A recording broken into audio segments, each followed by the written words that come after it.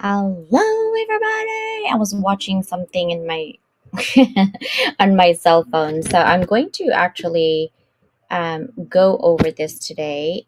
It's actually, I mean, some of you guys got DMs and saying, "Hey, I want to go. You should go back to your Wednesday, not Wednesday, Sunday show with lecture on things that really what you're teaching or what we're talking about." And today we actually in the audio room we were talking about how to build your self-esteem, right? And some of you did DM me, so thank you so much for the DM and all those questions that you asks. And hopefully I answered all of you and your questions on the DM on why it's important to build that. um, so one thing that I want to provide is that over time you build your self-esteem, right? It's not an overnight thing. So there is no formula like that where you add two and two and it's just gonna come. It's over time. It takes time to build it. Sometimes there's also something catastrophic that happens in your life that really crushed you, and so it's hard to build that back up, right? Or someone crushes it for you, and then you have to build it back up. So it takes a while sometimes to build it back. So if you don't have it, it's okay. You just have to start believing in yourself and your capabilities, and slowly you will gain and regain yourself and find your purpose. And if you don't find it yet, it's okay too. But tonight we're talking about the Philippines. It is not Filipino Heritage Month anymore. However, I'm going to go over why, a little bit of history. So here's the agenda for tonight. We're going to look at the short history of the Philippines a little bit, and then we're also going to talk about why writing is important. As you all know, we have an anthology just starting right now with Susanna Don and I. We are talking about against the grain, right? Finding belonging in a world of resistance. And everything that we do in life, it seems like we want to belong, but sometimes we don't fit. We just don't feel right in whatever belonging that you're looking for, right? So that's what we're trying to talk about and digging deep on how do you find belonging? And I actually had a talk with a family member last night, and we were talking about the history of the family, and I didn't know a lot of this history in the family. Like, my mom did mention here and there about what it is and who the great grandpa is, and they have a school, and they have name the street after him, and he's a polymath. But I really didn't dig deep on it because I didn't know if there was historical data or any information other than passed down generations conversations. Well, she said, no, you should Google it because there's a recent somebody, a university of the Philippines, one of the University of the Philippines in Iligan, I believe, actually studied my great grandfather, Marcelo Dablo, and his history. And they have a lot of theory. They look at Dutch theory, they look at the British theorists about a lot of kind of some of them I felt questionable the information and the inference that they were using. So we're not going to talk about that details because we're not doing academic tonight. We're just doing why writing is important, and I'm going to tell you why. And I see evidence. It's not theory; it's evidence of the reason why you should write your own story and how important it is, right?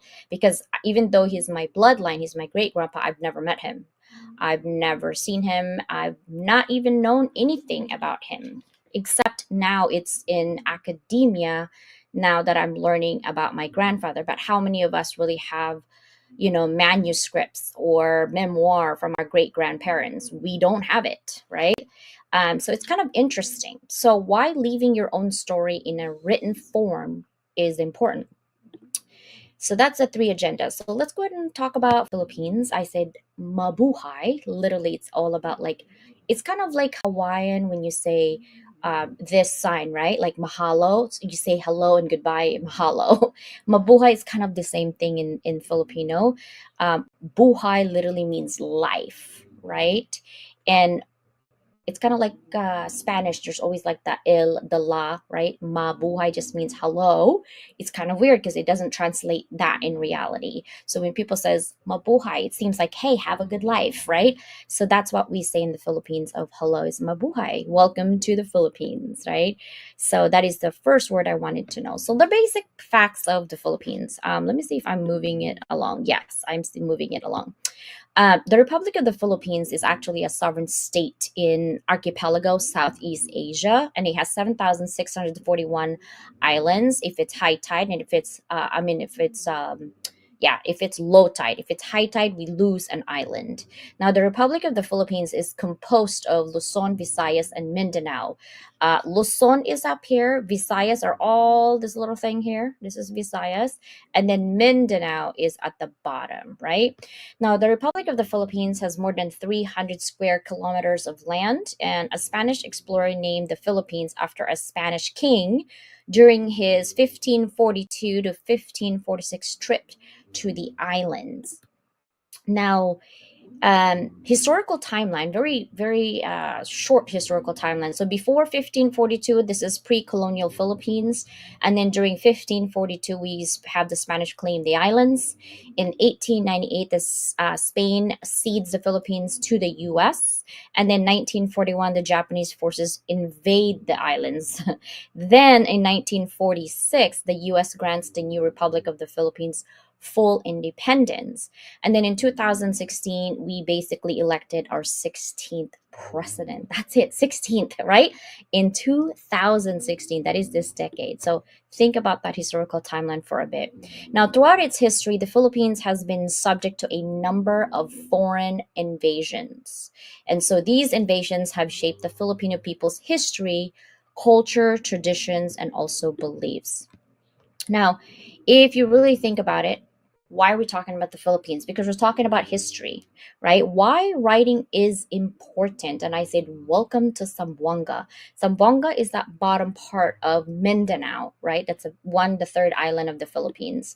And the reason I'm focusing on that is because my grandfather, actually, my great grandfather, I should say, is the polymath that is there. And I'm going to talk about it in a little bit. So, writing is important because it's preserving family legacy and identity. It's teaching valuable lessons and wisdom from the old folks, right? Great grandparents, and what they've learned in their time, in their moment, at their living state, right? Context is everything.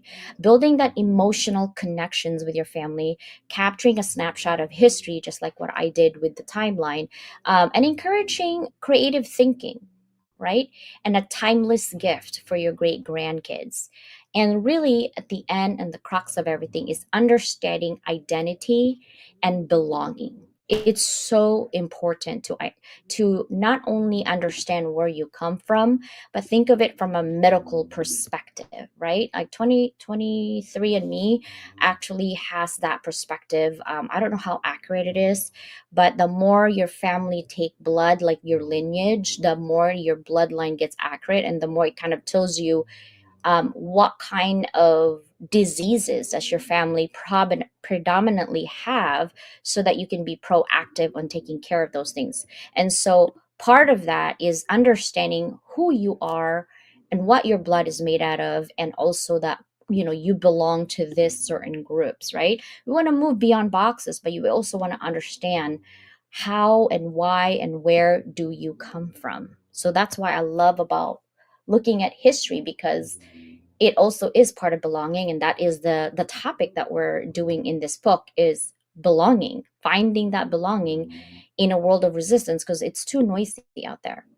Now, let's talk about my grandfather, because this is really kind of what I'm going to talk about, and I'm going to ask Susanna about her family, as well, and her thoughts about what I'm about to tell you. I kind of read some of these already to Susanna, actually, but this is what the city hall called Brisal Park. This is from Brother Jeffrey Payokento. This is his picture. He took it, and I actually was smiling because look at, there's McDonald's. Do you see that? There's a McDonald's in there, guys, right? Right there. It's just the big M right here on this corner. And remember, I told you McDonald's is not the best burger, but they sell the most burgers because of branding. So I kind of like thought about, like, I didn't even realize there's a McDonald's there until I thought about my lecture on branding on McDonald's, right? Now, the second picture I want to show you, this is called Sambuanga. Oh, I forgot the A in there. Sambuanga Cathedral. There's a lot of Catholic in the Philippines because of the Spaniards who came. This picture was taken by Patrick Roque. His own camera is the one that took that. And then, of course, this is what Zamboanga looks like, Zamboanga del Norte, Zamboanga City. And my dad actually lives here currently right now in Zamboanga. So the topic of history is written by my great grandfather. He wrote the history of Zamboanga, and that is the reason why I want to talk about it. Now, most people probably what? 10, 15 years ago, no one wants to go in this part of the Philippines because Sulusi, Hulu Sulu is where the Muslims are, and also where the Christians and the Muslims are always having their own issues, like big time, right? They just stay away from their own region. And there's a lot of killings and murders and things like that in the past. So people don't ever go there if they don't know anybody there, right? It's no longer like that in where this at right now. There's a lot of turmoils when it comes to that. So why writing your story is important? Well, welcome to Marcelo R. Dablo Sr., because my grandfather, whom I've met when he was still alive, is Marcelo Dablo Jr., right? And so this is written actually. I was kind of, oh, you're not seeing here. He wrote this in 1955. This is his handwriting, and he had a typewriter. It says, "When I am gone, please write an epitaph outside my tomb. I came to learn, I lived to serve, and I died to live." And that's his signature, Marcelo R. Dablo. And I actually took this from a study, like I said, in the university. I can give you guys the link to read. It's 210 pages, and it's a thesis that two university students were writing about my grandfather. And I didn't know anything about it while they were talking about it. So I'm just now calling my uncle in the Philippines and said, "Hey, since you guys didn't write this book for the city of Zamboanga, we can publish it. I can help you publish it." Um, I don't know if you guys can see. Can you guys see anything? Yes, you can. This is where the PDF comes from. This is the Archil Daog is basically the assistant professor, and these are the two students who really wrote something about my grandpa. It's Mindanao State University. It's James Usel Cagas Barques and Christopher Reblinka.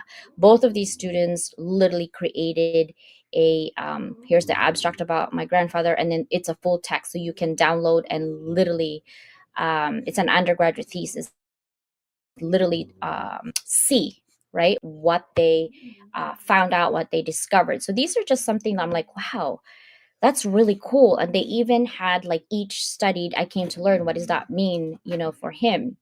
And it was interesting. I'm on page 45, I think, on this one, and page 65. It says, "Here lies the crux of the matter. When Siloy, that's my grandfather's nickname, inscribes his coming to learn, he means it beyond what is practically needed," right? Or beyond what is needed for daily routine. So apparently, my great grandfather was a historian. He did write all the history of Zamboanga del Norte from back in the 1800s all the way to the 50s, all the way to the 70s when he died. He also was doing theology. He does biblical stuff, and he also did mathematical and astronomical evidence, inventing proofs day, month, year of Christ's crucifixion and resurrection. He created and invented a perpetual calendar that helps the farmers in the Philippines create and predict when they should plant rice, when they should harvest, right? And the man was trained in accountancy and worked as a bookkeeper and auditor. But this is what he basically says: I have accepted the challenge, and in order to scientifically prove or disprove claims, I devoted my whole lifetime in studying, analyzing, designing, and perfecting such as devices, a perpetual reference calendar that can re-establish calendar dates from 50 BC. That's before Christ. Okay. He did that without computer, guys, manually. Literally, he's like mathematician. He loves math. He did that by hand. And a perpetual lunar phase indicator that can relocate new moons and other phases of the moon for all years, and Paschal full moon locator, which can be traced back to the Jewish Passover feast in Christian. So it's really interesting how he devoted himself as an educator and a researcher. And this is where he's buried today. And they did fulfill his epitaph. He literally have that. I came to learn right here. Live to serve, and I died to live, right? This is page 68. I'm putting it as page 68 on this PDF file. So I'm going to share this with you if you want and learn and read up. This is page 68 that I took it from, right? That's my citations there and my reference. Another thing is honor and distinction from the Board of Trustees of Southern Mindanao Colleges. So the colleges came in there, and basically another college, quadrangle in Pagadian City, in 1970. Basically, the institution recognizes my great grandfather, and this is what they said and described about him: his exceptional natural ability, exalted intellectual power, and inventive capacity, as evidenced by the books and manuscripts written. He created books, he published books, he had manuscripts, and mathematical and scientific devices such as the Dablo perpetual calendar. It's named after our last name. That's my last name is Dablo. Lunar phase indicator and Dablo Verdal equinox computer. I don't know what kind of computer back in the 70s he created, but apparently he did. And of his championing the cause of public service, the poor and the downtrodden, by the way of a land donation for a public elementary school, gifts to the poor, free lectures, scientific farming, especially in the rural communities, and free rodenticides to the farmers because there's rodents and stuff. So he basically gives them, all the farmers, all of these things for free. But he invented all of these devices back in the 70s, right? That is so crazy. And he died 1970, so he created it probably in the 60s, and they kind of put it out in the 70s. But this is what the city, these two colleges, were describing my great grandfather. um and then this is him. He writes it. These are just basically manuscript of the historical data from political upheaval to the people and everyone, right? And he says the epitaph was justified, and it was because of this that Siloy remains a very important figure in the history of Pagadian. Although just as any local figures in the Philippines, he is always constantly subjected to neglect or forgetfulness. So for now, an epigraph is provided for an interpretation of his life. All these recognitions can serve at the purpose. So he created his own school. He basically is part of the history. And here's the whole thing where I'm going with it. Okay, it says from the introductory section of his manuscript, we can also learn that his curiosities are diverse, from talking to common people about their experiences to examining military sites occupied by the Spaniards in their defense against the Dutch or the Moro in the 17th and 18th century, and to the reading of history books. So Siloy, which is my great grandfather's nickname, was interested in whatever questions came his way. He was talkative, inquisitive, tendency was borderline obsessive, right? He was known to jot down anything he might consider valuable information, even jotting it down at the back of the receipts. So he was just always writing, guys. So you're saying, CJ, what is the point of sharing this? Here's the thing. This man was so amazing. He did so amazing things. He was busy writing about other people's history. He didn't have a memoir. He didn't have his own history, right? His family is putting it together. He wrote some parts of him a little bit, but not really creating that legacy that could connect myself and him, right? And my kids from this amazing things that he did that I didn't even know he did. And I'm his bloodline. So that is why Susanna and I are actually doing anthologies, right? This is coming full circle for me because now I understand why I have the need to create that legacy and impact because of this. Two, like, that's only two grandparents removed. I don't even know him. One grandparent removed, right? And I don't know my great grandpa. And I thought, I always say, oh, 100 years from now, no one will remember you. He died in the 70s. That's like less than 50 years, guys. 30 something years, 40 something years, less than 50 years. I still don't know anymore about him. He's a polymath, right? So that is why it's important for you to write your memoir and to write it on your own history, historical data of what you have done, what you have accomplished. And it goes hand in hand with not only creating anthologies, but also building that self esteem. So, salamat, thank you for listening. Salamat is thank you in Tagalog. So, I'm going to stop now. And I'm actually going to bring my sister and see what she can share and what she have found about her family history. There you are. Welcome. Morning. Yeah.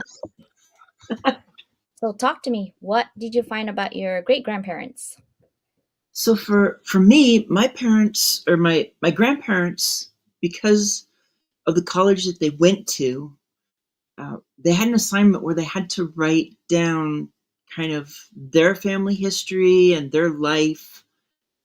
So I actually have something written, it's handwritten, which makes it even more interesting to try and read. But at least cursive in those days was readable, unlike for many people nowadays.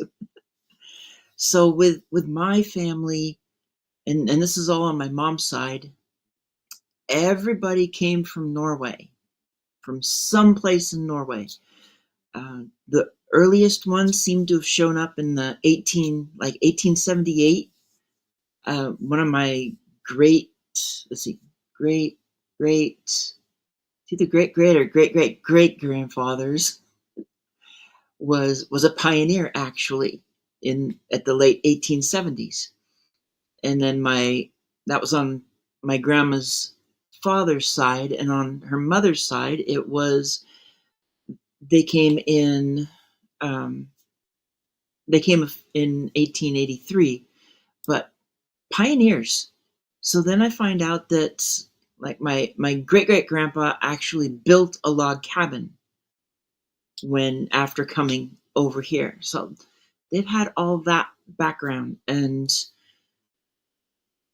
essentially, when I look at what I've got written for family history at this point, on my mom's mom's side, that would make me like a fourth generation in the U.S.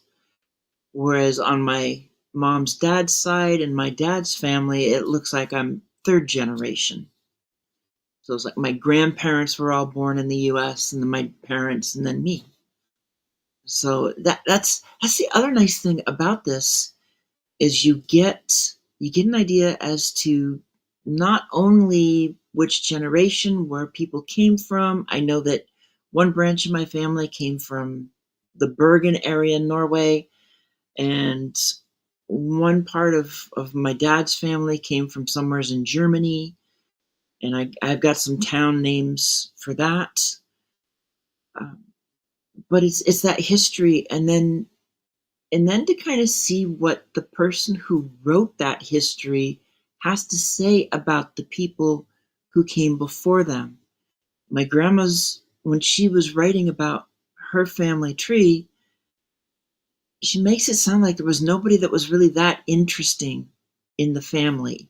Nobody was really that outstanding, the way she put it. The interests were um, not that exciting. So it's kind of like they just worked all the time, and other than that, they just went through life and then decided to move to the US.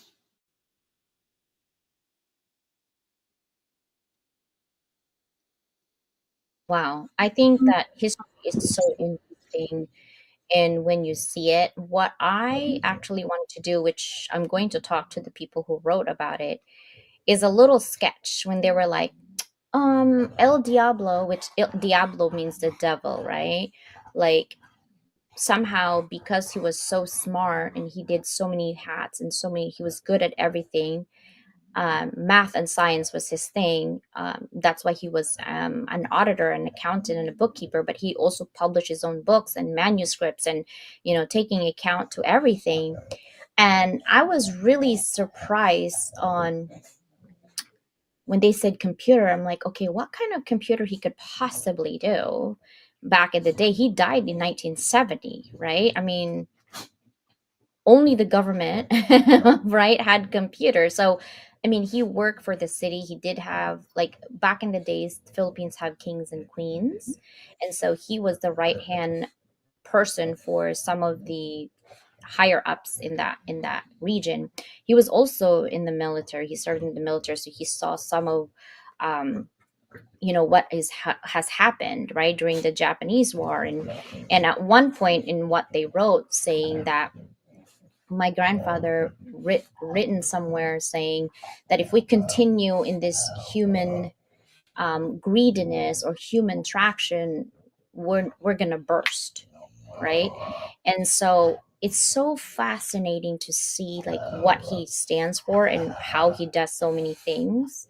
And then I do so many things. I'm not that prolific. I've never invented anything like he does, but just kind of in that version of like, wow, maybe it's ADHD and something else. You know what I mean? Like you kind of Right. have that little thoughts of your head and saying, huh, I wonder what the other blood, and that's just my mom's dad's side. I haven't even gone to my mom's side, which now I feel like maybe I will explore a little bit. And she told me like, yeah, on your mom's side, there, they have a lot of like doctors and in medicine, but they're also opera singers. I'm like, okay, like, so that's kind of interesting, and that's just on my mom's side. Like I haven't started even on my dad's side, and I know my dad's side's mom's side because I grew up with her and she raised me about being in Española, right? But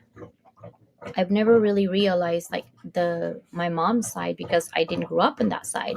So it's kind of interesting how you're like history major. We talked about Halloween's history, talked about Right. the Philippines and all this, and then all of a sudden I talked to my aunt last night. I don't know what the conversation went there, but it did. And I when I Googled it, that was the first thing. Like when I Googled my grandfather, great grandfather's name, that was the first thing is to study. And I'm like, why would they study a person? Like why would you study a person unless there's something going on? But they Right. did call him like he was genius, like he invented so many things for lunar phases. And I'm like, how the heck did he do computers? Like I still want to know about that right? Like um and then I was talking to my aunt about my grandfather, which is my aunt's dad, which is my mom's dad. He was obsessed with, oh geez, I think Dukas and Cheerio is going crazy right now. He was obsessed with perpetual calendars too.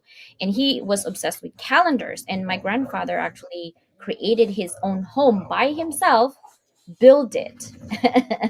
And it's still standing right now, right? With so many Yeah. earthquakes happening in California by hand. And he was mason. He was in masonry and stuff like that. So it's just interesting how these family members kind of come in. Like maybe there is that human potential of our brain to use more than that 5%. Maybe the capacity got increased to 10%. I don't know. How do you measure that even, right? Like, I don't know if you know this, but Marilyn Vastavant was the longest, like, genius IQ ever.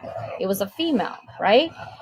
And then now, of course, to 2024, there's a Korean, I believe it's a Korean kid that took over the IQ, highest IQ.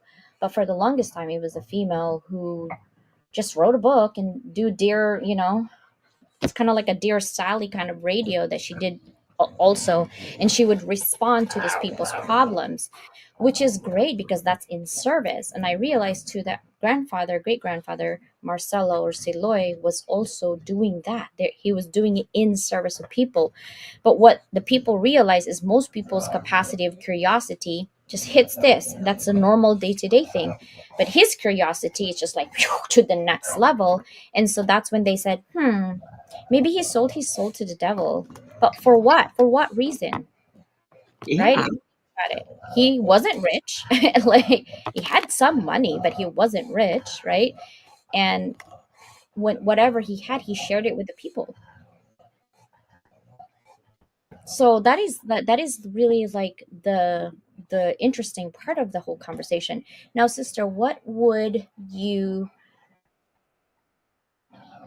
chronicle your life if you were to give it to your children? What would you write? Oh, that is one of the things we always have to figure out, even when we're doing the anthologies. What part are you going to write? What do you want to say? And how, in some ways, it's almost like how truthful do you want to be about the way that you perceived everything? And I say it that way because there's always two sides to every story. So just because you felt slighted by somebody growing up, that's what you felt, but that doesn't mean that is really indicative of what that person was like. So it's a I think about it for my life, just probably start off with trying to figure out what the phases even are. I mean, I've written about a 2-year period that got published, but that 2-year period is just a capsule in time. It touches on some stuff from my past, but it didn't it didn't go into a lot more detail that I could on certain things. And then when I think about mine specifically, having been in the military, then there's like how much I can say about certain things and not say about certain things. So there's always going to be that how much how much do you really want to put in that you pass down to the kids, and how do you make sure that you I don't want to just say one-sided, but that you kind of flesh out who the people are around you as you grew up, so that parents are more than just a name, that relatives have a little bit more depth to them than I saw this person every couple of years maybe. How do you make that how do you show that and give them some depth, make it a real story instead of bullet points?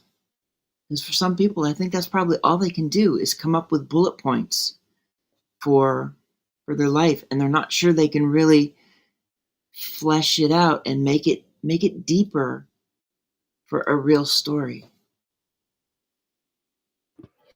Yeah, I want to also talk about our current anthology right now, right? I just came from Regina's um Regina's information for her book today. She had a book launch, and it was beautiful. I just posted it on. I don't know if I put it on Instagram. I think I didn't put it on Instagram and video, and it was beautifully done. And I told Agape that we should have a book signing there event, and then we're gonna couple it with CDV as well because we still have some stuff, and maybe we should do that, in December. I don't know yet because I mean the book comes out on the 14th, right? The book So comes out the 14th.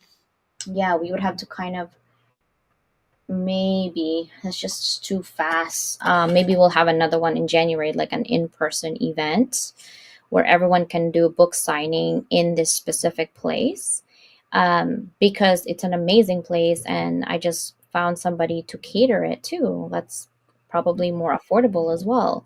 So we and can have and a you book you signing have there. that other event in San Diego in February, so it could also be something that you connect with that, depending on who all's able to come in. Yeah, but that one's limited. Like only 21 people can stay there, so that That has limits. No, no, what I'm saying is if you tie them together in that they're separate events, they don't happen at the same time, but it might be easier for travel for some people. I see what you're saying. Yeah, that one I think is a long one. I think that might be like a Thursday, Friday, Saturday, Sunday, or a Wednesday, like a 5 day event. Okay. Uh, and it's during the week. So yeah, you're right. That might be somewhere in there in that event. So it's just like a one time deal, right? You're right. I'm gonna see what April say and Agape, because we're gonna see how we could do it, because I think it would be really cool to either do it January or February, like you said, to have all of that. But I think CDV, she wants to do like a separate for sure, but maybe like only a day for, I don't know, 2 hours or something, or 5 hours. Or maybe during that event, we could run away for 5 hours, you know what I mean? Or 3 hours to do the Exactly. book signing during that day and stuff. We could definitely do it, but something to think about. But it was beautiful. It was beautifully done. Her family was there. Her publisher was there. It was a Mhm. beautiful event. I actually got a tote. Um, It's called Cool. yeah, with her book, and I gave her the Mike to Millions book as well, and then she signed a copy of her book right here, right? So it was a nice event, that we support each other, and she was at the CDV. She's part of the board, so you're creating history, something that you guys can write about. Now let's talk about against the grain. What are some of the topics that you can write about? The first one I wanted to share is maybe redefining identity, right? Right. Thriving as an outlier in a world that rewards conformity. Another one is the power of authenticity. Often we talked about that in audio rooms, how staying true to yourself fosters a unique sense of belonging, right? That's another topic. The third one is resilience amid resistance, right? Navigating social pushback and creating your own path. A lot of people, we get glitters and glitz and like, oh my God, this, whatever, this person has a lot of following, and you kind of just follow through. And then you find out that that's such not a hot cake anymore, and there's no glitter and gold in there, right? So, social pushback. Another one is creating community beyond labels, right? Finding like minded individuals while breaking the stereotypes. Most people will say, oh my God, the groups are so clicky and they're all in that corner. And we hear that often. And we do it too. We're like, oh, the negative people are having some powwow. I wonder what it's like to have all this negative energy, right? What are some of the titles that you can provide our brothers and sisters who's writing with us? So one of the things I can see is leaving leaving the fitting in mode, to stop spinning your wheels trying to be someone you're not, trying to join the clique that you think you're supposed to, when all you're doing is hiding yourself when you're there, and taking the steps to leave that group that you thought you wanted to be a part of, to go find the group that you actually belong with, that you can be your authentic self. So a lot of the stuff I look at is combining all of this. Um, Drop the mask and find your home. Stop wearing that mask around people. If you have to wear a mask around people, then maybe that means you should not be around those people. And that can be family, friends, a work environment, places that you're covering yourself and you're killing yourself all at the same time, because you're not being authentic. You're not being who you're meant to be.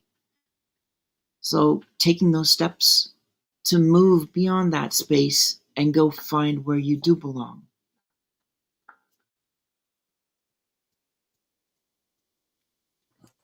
I think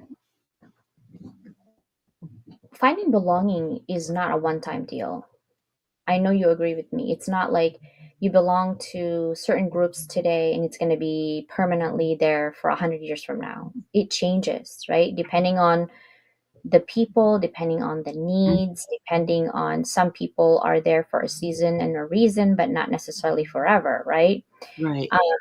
So I also love the title From Solitude to Solidarity. What does that mean? Building meaningful connections while standing firm in your own beliefs, right? Sometimes we're on our own for a reason, but you should do solidarity. Like, you're powerful on your own. I'm powerful on my own. Danielle's powerful on her own. But when we are together, we're a force to be reckoned with, right? Building that connections while standing firm in your own beliefs, meaning, hey, these are my beliefs, these are my core values, and that's pretty much it. Then we add Mike to it, we add Matthew to it, we add other people to it. It Right. becomes that big deal, right? Now, the art of balance is another one. There is really no such thing as balance for me. I only see harmony. So you could Right. say the art of balance because that's what most people would do. But for me, I would be like the art of harmony, upholding individual values without compromising your social harmony, right? Pioneers of change. You could also have a title of that. We're learning from leaders who found belonging by challenging that status quo, right? Some people sometimes come into your life, they're such a good cheerleader, but everyone, you have to remember, have their own motives. They have their own motives, and some of them, their motives are ill intended, Yep. like in the user category. And some of them actually, they don't mean to be ill-willed people or ill-mannered people. They just happen to hang out with those kinds of people, so they're guilty by association. And I was actually asked, like, Dr. Lena, I heard you on Audio Room saying that, you don't care if I hang out with the people you don't talk to anymore, but that if you see it more often, that you would pull out. Like, isn't that kind of the same as you asking us to choose you instead of the other people that we hang out? And what do you think my answer was? It's their choice, what they want to do. You just have to take care of the energy that you're dealing with.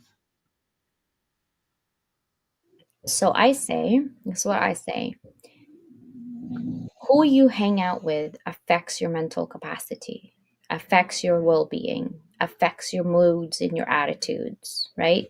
Hang out for I don't know, 2 weeks on people who always tells you about their problem. You tell them how to solve it and they never listen to you, right? They just keep going until you got really sick and tired of it and you kind of move away, right? But hang out with those people all the time that talk crap about others, and then you get to see what kind of negative energy in your gut feeling and all of these nonsense that you're feeling. You're like, okay, that's not who I want to surround myself with, right? But sometimes when we back out of that, I don't usually go back when I back out. I don't know No, about you, sister. I don't really go no, back like, oh my God, because that's a character flaw that I'm not willing to take because I'm not getting any younger, but also it's a power of choice. I always say that, right? Choose wisely. Whoever you hang out, I'm never going to say whatever. It's okay. But that belonging, you choose for yourself. When you support people, people are watching who you're supporting, including us. We're watching too.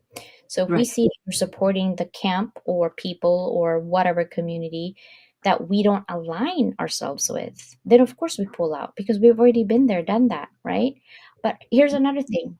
These people that we not hang out anymore might be good to them at the very beginning. So they take an extra time and money and resources and whatever else energy that they have to be good, right? To be a good choice. But what you have to understand, guys, is that character and intention is not going to go away. It's going to come out. No, it's not. I mean, who we are at our core is not going to change. And this could actually be another book title focusing on um, escaping. I don't know what the best way to put this is, but like escaping the dark side and finding the light of belonging. Yeah, more like I want to say like there is light under that darkness. You just have to like dig through, right? Pioneers of change, learning from leaders who found belonging by challenging the status quo is a good title. Another one is breaking barriers, right? Yeah, Overcoming societal expectations to embrace personal freedom. What does that mean? What does that mean to you? The role of vulnerability. People always say, hey, tell us your story, be vulnerable. Finding strength and connection through openness in a resistant world. Here's this oxymoron that we live in. They want you to tell them, they want you to tell them everything about you. But right. if there's something about you that is not societal accepted or not in the status quo box, then they start judging you. So, how do you know which one is in the box and which one isn't? Yeah, see, that's the thing. We see this one all the time. We see audio rooms, we see posts. It's like you're in a safe space. This is a place that you can talk, you can open up. And you got to trust your gut on this stuff. When I end up in those spaces, it's like, yes, I get what they're saying, and maybe the person that's saying it, maybe the person that's running the room is is safe. Yet that doesn't mean that everybody else in that space is safe. And if there's somebody that bothers you, or just the whole ambiance just doesn't fit, then why would you want to be vulnerable in a space that you're not feeling comfortable? This is that fitting in thing. If you're trying to fit in, that means you're putting a mask on yourself and doing things that you don't want to do because that's not really who you are. And this can be being vulnerable. You can, that part of that mask is like you're trying to fit in, so you're trying to say the things to show them that you're being vulnerable. Maybe you slip and you really give something that really is vulnerable. It doesn't matter if it's all it takes is for one person in those situations to judge you. You feel it, and it's going to slam the door on your ability to be vulnerable with anybody again, and miss out on the people that you would have belonged with if you could drop all that fear and feel the truth of that person. Yeah, I think a lot of people also like look for right now we have I don't know how many authors we have right now for that, but empowerment through opposition. That's kind of an oxymoron, but it is how resistance shapes a more resilient and connected you, right? So that's another thing that I wanted to connect between, you know, the title for tonight's discussion, right? How do you consider, what do you consider a genius level? People, I wanted to say that Marlon Vassavant was part of the elite in terms of test scores or whatever, the genius IQ. But what has she done for the society that moves our society? She serves the community by answering question, but is that then the question is that enough to move us to something, whether it's science or healthcare or IT or STEM programs or business, right? Like, where does that serve you? Pretty much nothing. So, what I'm saying is, it doesn't matter how smart you are, how genius IQ level you are, if you have not moved and served your community. Right. Because at the end of the day, you will get lost in the shuffle and no one cares about you. That's the truth. No one cares about us after we die. Like, it's done, right? But for them, for other people to actually chronicle his life, create a biography on my great grandfather that I didn't even know he did. He invented perpetual calendars. I wish that I wasn't even born when he died, but I wish that I had a chance to talk to him and really ask him, like, why? You know what I mean? Like, what is the insatiable um, thought going through in your mind that you want to learn and create all of these calendars to predict, and even, the exact date of the calendars back in 50 BC before Christ? Like, why? Right? He was actually challenged by a priest, a Catholic priest, to say, okay, if your calendar really works, then bring it. He was challenged twice. The first one was back in the 1920s, and he wasn't as accurate. So he perfected that and made it his lifetime. So then this other priest was asking him, I think in the 50s, and he said, bring it, because they were giving away 2,000 pesos. And 2,000 pesos back then is huge amount of money.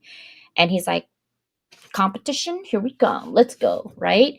And he proved that he was right, at that time, and so no one ever questioned him. But it's not just that, he invented so many things, and yet here he is, a bookkeeper or an auditor because he loves math, but he developed, you know horologists and watchmakers and complex mechanical movements. And what's really weird is that his son, my grandfather, invented those mechanical things for Parker pen as well. That basically he sold the idea to them because it was he didn't have money to do patent, right? It was too much money to patent for him at that time, and so he gave it to Parker, and Parker pen literally created it, and eventually they use it for um, the NASA scientists to have that first pen up in space. So, and I'm like, you have to be like thinking about floating. We're not floating. Are you floating? Like, how do you calculate mathematical calculations to know that this freaking pen is gonna float up there in space? Like, you have to be very accurate in your calculations, right? And I Yeah. wish that I had time to talk to my grandfather about, like, why are you so obsessed with calendars, grandpa? And he probably think, well, I wanted to continue the work of your great grandpa, which is my dad, and see, where it would take us. And I don't know. I feel like time travel, like I like my head just is going bursting of It's, ideas right now, sister. it's something which can just keep on going at, we're at 53 minutes and Oh yeah. But I just love that history and learning about the exactly. history of my family. But this is only one side, so I might be going through a rabbit hole for a while on digging deeper on the rest of the whole family and the bloodline and all that. But I anyhow, love guys, it. yes, we are starting our anthology, but if you feel like you are ready to write, let Susanna and myself know, and we'd be happy to plug you in. All right. Thank you Yep, guys so much for being here. We appreciate you. Have a always. fantastic Sunday and week. Bye, everybody. Oh, Susanna has a show on My show's Tuesday at Tuesday 9 at a.m. Right? 9 Pacific, Yep. and then you have Wednesday and Thursday at 9 Pacific. Both of them are that. So Tuesday, Wednesday, Thursday, we both have shows. Bye, everybody.